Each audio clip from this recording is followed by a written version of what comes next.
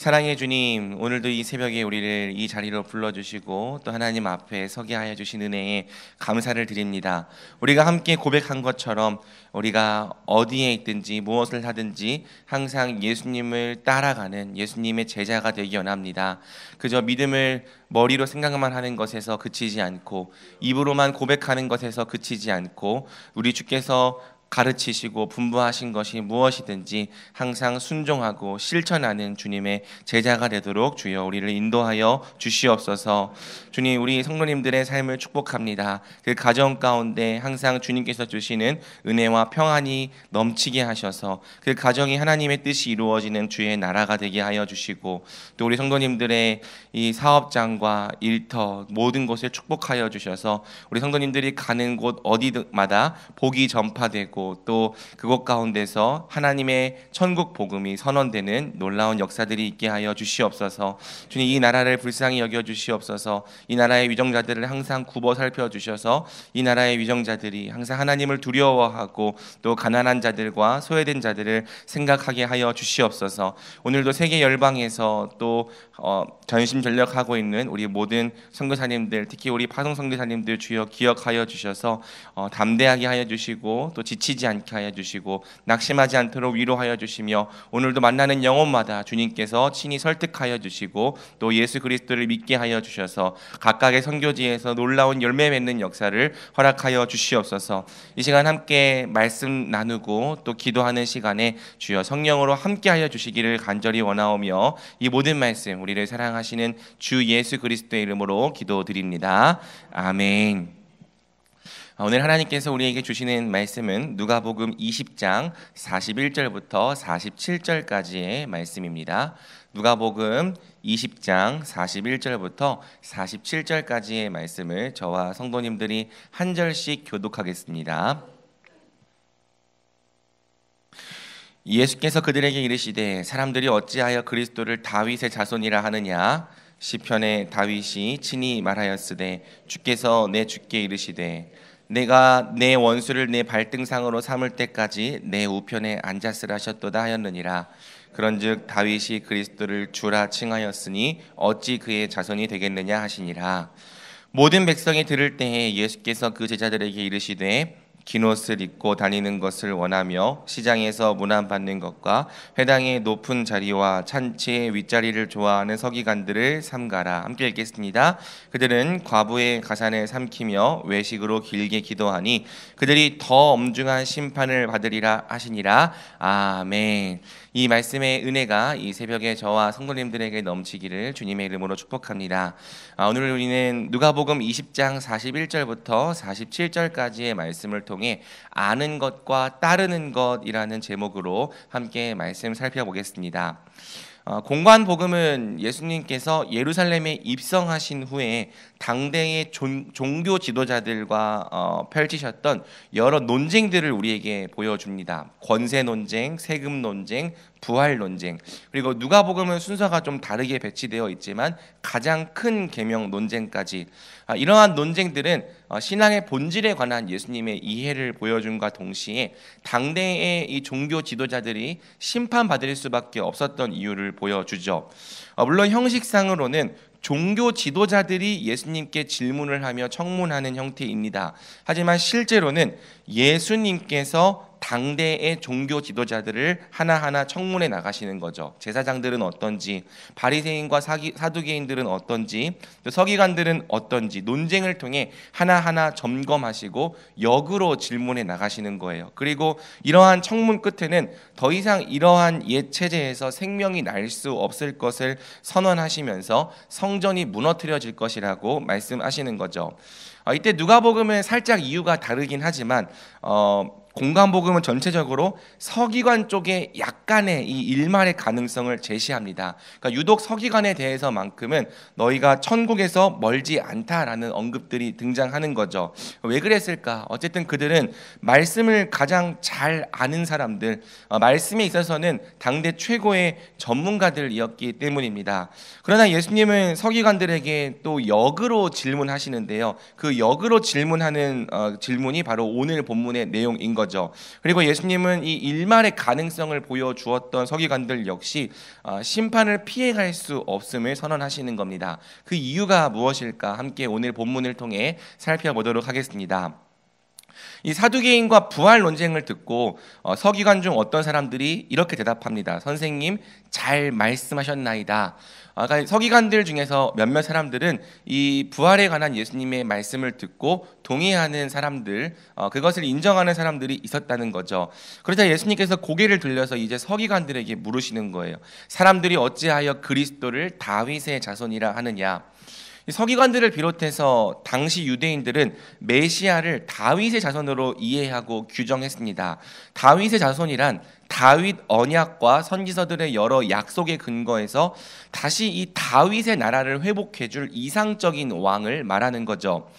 물론 예수님은 다윗의 자손이 맞습니다. 그러나 예수님은 그분을 단지 다윗의 자손이라고만 이해하는 것을 넘어 좀 더 깊은 이해를 가져야 한다고 말씀하시는 거죠. 42절에서 43절입니다.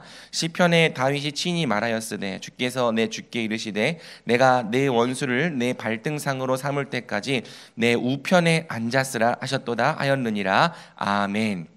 시편 110편에서 다윗은 그리스도를 향해 내 주라고 부릅니다. 그리고 내 주라고 하는 분은 하나님의 우편에 계신 분이죠. 감히 어떤 존재가 하나님 우편에 앉아 계실 수 있겠습니까? 그러나 다윗이 내 주라고 부르시는 그 그리스도는 하나님 우편에 앉으신 분입니다. 그러니 그리스도는요, 단순히 다윗의 자손으로 이스라엘을 회복할 이상적인 왕 정도가 아닌 거예요. 오히려 성경이 예언하는 그리스도는 다윗마저도 내 주라고 부르며 복종하는 분, 하나님 우편에 앉아서 만물을 통치하시는 또 한 분의 주님이다, 예수님께서 말씀하시는 거죠. 그래서 예수님께서 물어보십니다. 다윗이 그리스도를 주라 칭하였으니 어찌 그의 자손이 되겠느냐 하시니라. 다시 말하지만 이것은 예수님께서 다윗의 자손이 아니라는 뜻이 아닙니다. 다만 예수님은 다윗의 자손이라는 이해보다도 훨씬 더 위대하시고 엄청나신 분이라는 뜻이죠. 우리나라도 그렇지만 이 유대인들의 문화에서는 조상이 자손보다 더 높은 존재이고 존경받는 존재입니다. 따라서 그리스도가 그저 다윗의 자손이라면 다윗이 어쩌면 그리스도보다 더 높은 존재이고 더 존경받아야 마땅한 존재이겠죠. 하지만 예수님께서 말씀하시는 거예요. 그리스도는 다윗마저 내 주라고 부르며 복종하고 경배하고 따르는 분이다. 다윗보다 훨씬 더 위대하신 분이다. 그러니 만일 너희가 다윗을 그토록 존경하고 높인다면 다윗이 주라고 부르며 섬겼던 분은 더 존경하고 더 높이며 마땅히 복종해야 하지 않겠느냐. 예수님은 그리스도가 단순히 그들의 이상을 실현해줄 세속적인 왕이 아니라 마땅히 섬기고 예배하며 복종해야 할 주님이심을 선언하신 거죠. 자, 그러면서 이제 예수님은 모든 사람 앞에서 서기관들을 삼가라 말씀하십니다. 45절에서 47절입니다.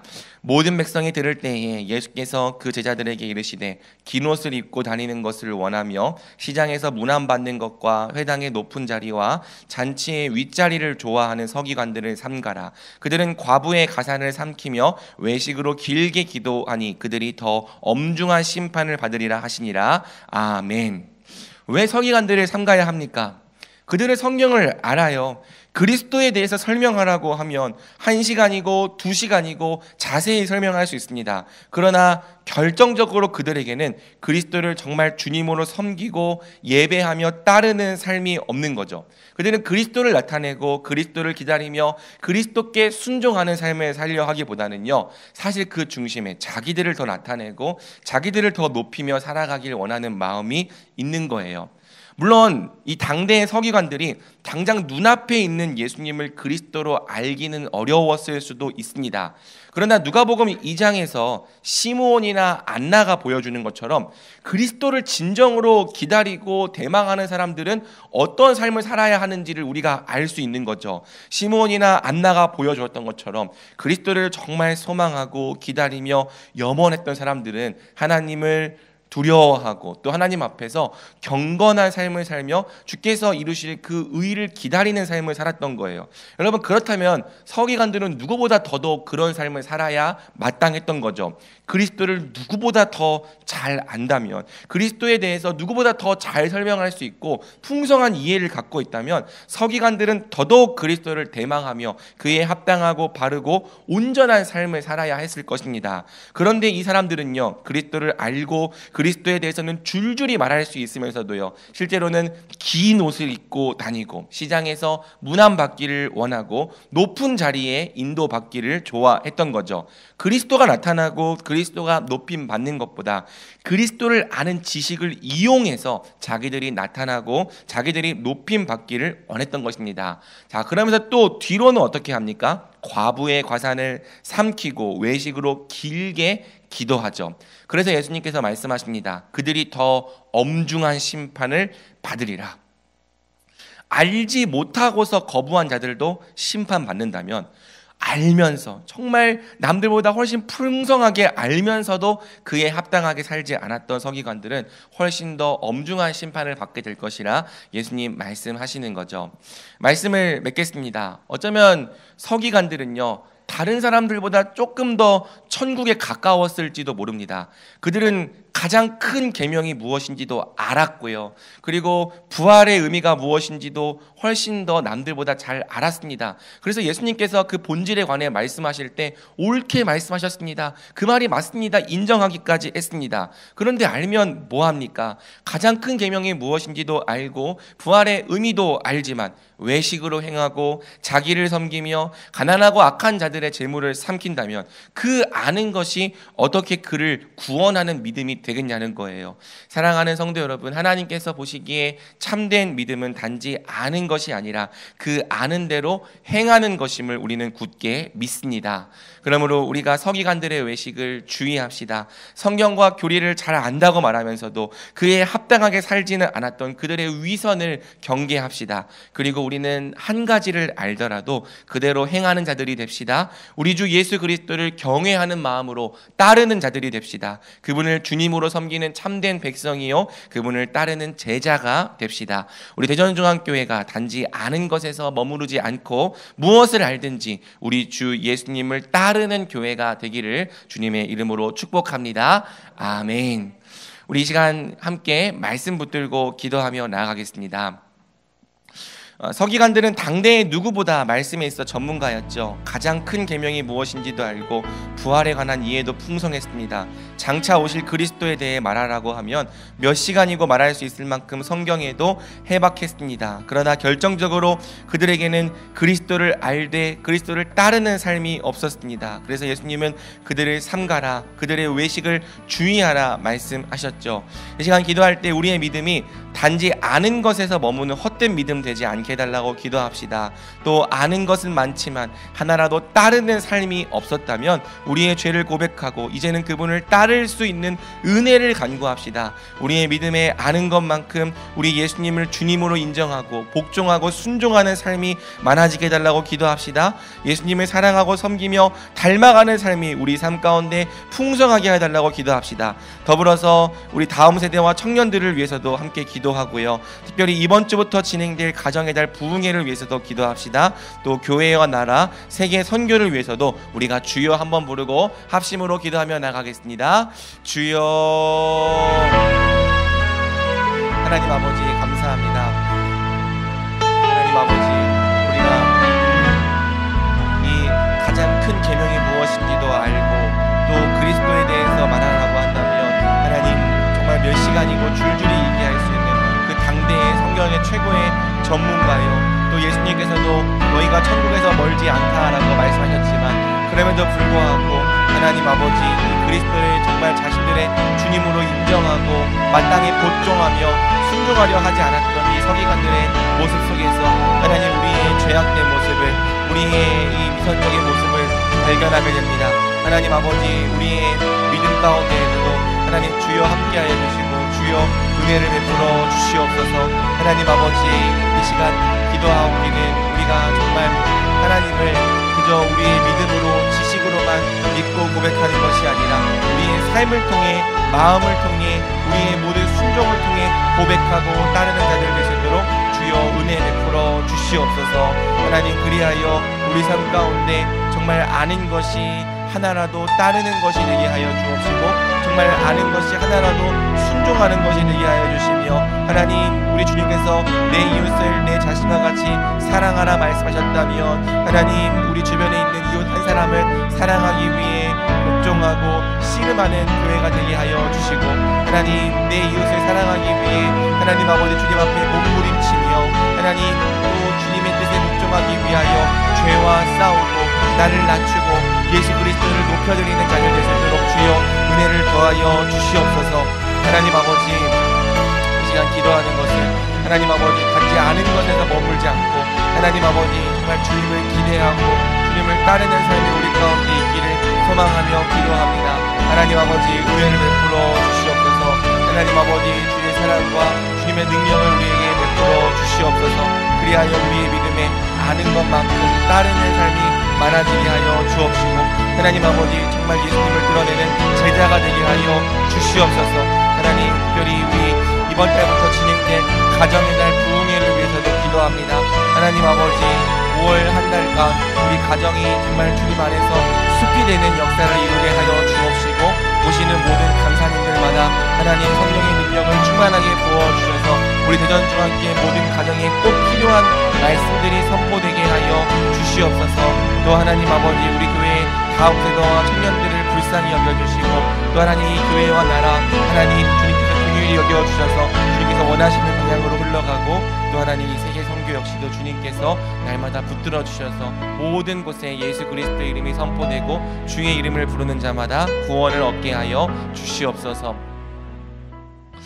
매주 화요일은 특별히 조국교회와 교회의 모든 양육 및 훈련 사역을 위해 기도하는 날입니다. 이 시간 기도하실 때 우리 대한민국의 교회마다 하나님께서 기뻐하시는 교회로 회복되며 부흥의 은혜를 주옵소서. 우리 교회가 주님께서 맡겨주신 영혼들을 잘 양육하고 세우는 교회가 되게 하옵소서. 양육과 훈련을 이끄시는 담임 목사님과 모든 사역자들을 성령으로 충만케 하옵소서. 모든 성도들이 예수 그리스도의 장성한 분량까지 계속하여 성장하여 예수님 닮는 제자들이 되게 하옵소서. 계속해서 담임 목사님 위해 기도해 주시고, 함께 동역하시는 장로님들과 교역자들이 사랑으로 하나 되어 온 교회가 성령으로 충만한 가운데 부흥의 역사를 이루게 달라고 조국교회와 우리 교회의 양육 훈련 사역을 위해 합심으로 기도하신 후 자유롭게 기도하시면 되겠습니다. 이 시간 기도하실 때 먼저 저를 따라해 주시기 바랍니다. 주여 성령을 부어 주옵소서. 주여 성령을 부어 주옵소서. 주여 성령을 부어 주옵소서. 주여 성령을 부어 주옵소서. 우리 다 같이 주여 한번 부르고 합심으로 기도하겠습니다. 주여